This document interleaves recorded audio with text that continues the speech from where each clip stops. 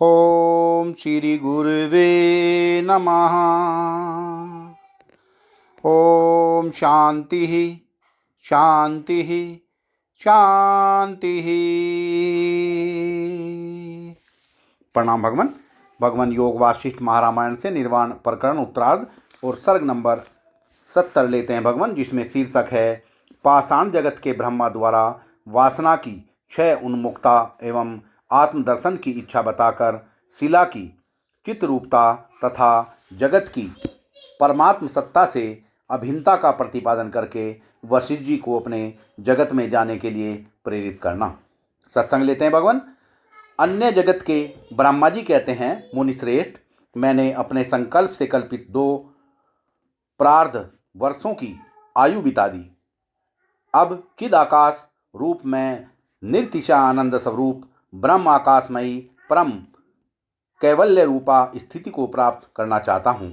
इसी से यह मेरी वासना द्वारा रचे गए इस संसार में नित्य नैमित्तिक दैनिकतन और आत्यांतिकीय चारों प्रकार के प्रलय उपस्थित हो गए हैं। मुनीश्वर, इस महाप्रलय काल में मैंने इसे त्याग देने अर्थात इस वासना का मूल उच्छेद करके इसे अपनी सत्ता से गिरा देने के उद्योग का निश्चित रूप से आरंभ कर दिया। इसी से यह वीरसता को प्राप्त अर्थात विनाशोन्मुख हो गई है।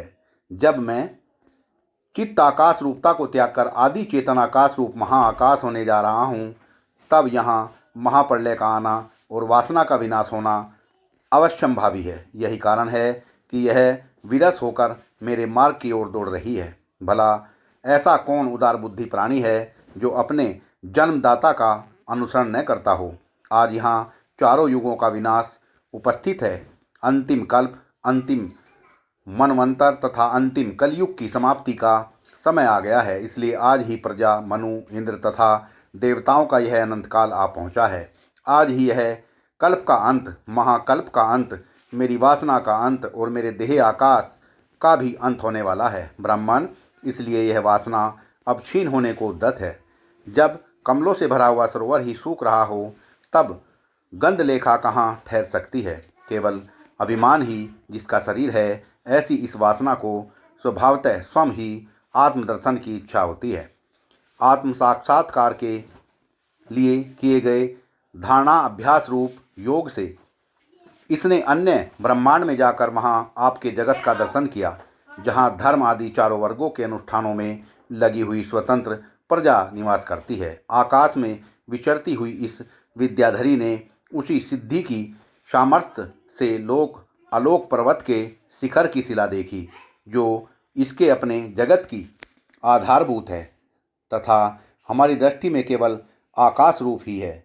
जिस जगत रूपी पर्वत पर यह जगत है और जिसमें उसकी शिला रूपता है तथा वहाँ हमारे जगत रूप पदार्थों में ऐसे ऐसे अनेक दूसरे जगत भी हैं। यह जगत रूपी भ्रांति जिसकी समझ में आ गई, अर्थात जिनकी दृष्टि में यह चेतन आकाश के साथ एक रूपता को प्राप्त हो गई, वे कभी मोह में नहीं पड़ते और शेष जितने लोग हैं वे भ्रम के ही भागी होते हैं। मुने, इस विद्याधरी को वैराग्य के कारण उत्पन्न अपने मनोरथ को सिद्ध करने की इच्छा हुई। इसलिए इसने अन्य बहुत सी धारणाओं का अभ्यास करके उनके प्रभाव से आपका दर्शन प्राप्त किया। आदि अंत से रहित एवं अनामय विद्या रूपा ब्रह्मा की चिन्मयी माया शक्ति सब और व्याप्त है। इस जगत में कोई भी कार्य न तो कभी उत्पन्न होते हैं और न नष्ट होते हैं। केवल चित्त ही द्रव्य, काल और क्रिया के रूप में प्रकाशित हो तप रही है। ये जो देश, काल, क्रिया, द्रव्य, मन और बुद्धि आदि हैं, सब के सब चेतन रूपी शिला की मूर्तियां हैं। इनका न कभी उदय होता है न अस्त होता है। इस बात को आप अच्छी तरह समझ लें। यह चित्त शक्ति ही शिला का आकार धारण करके स्थित है, जिसे स्पंदन वायु का स्वरूप है। जैसे स्पंदन वायु का स्वरूप है, उसी प्रकार सारा जगत समुदाय इस चित्तिक का अभिन्न अंग ही है। यह जो चित्त रूपा शिला है, आदि अंत से रहित है, किंतु भ्रम से सादी और शांत बन जाती है। निराकार होती हुई भी साकार हो, जगत रूप अंगों से युक्त बनकर स्थित हो जाती है। जैसे महाआकाश के भीतर दूसरे दूसरे आकाश, घटाकाश, मठाकाश आदि महाआकाश की सत्ता से ही विद्यमान है, अपना पृथक अस्तित्व नहीं रखते हैं। उसी प्रकार संपूर्ण जगत शून्य होते हुए भी शांत स्वरूप सर्वव्यापी चेतन आकाश परमात्मा में उसी की सत्ता से सर्वत्र विद्यमान हैं, परंतु वे अपनी पृथक सत्ता नहीं रखते हैं। इस दृष्टि में उनके विषय में है और नहीं है, ये दोनों बातें कही जा सकती हैं।